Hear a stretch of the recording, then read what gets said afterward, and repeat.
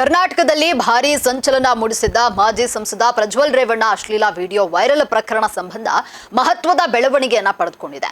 Hassan pen drive ಹಂಚಿಕೆ ಪ್ರಕರಣದಲ್ಲಿ ವಿಶೇಷ ತನಿಖಾ ತಂಡವು ಇದೀಗ ಬರೋಬ್ಬರಿ 13,712 ಪುಟಗಳ ಬೃಹತ್ ಚಾರ್ಜ್ ಶೀಟ್ ಅನ್ನು ಸಲ್ಲಿಸುವಂತಹ ಮೂಲಕವಾಗಿ ರಾಜ್ಯ ರಾಜಕೀಯದಲ್ಲಿ ಸಂಚಲನವನ್ನ ಮೂಡಿಸಿದೆ.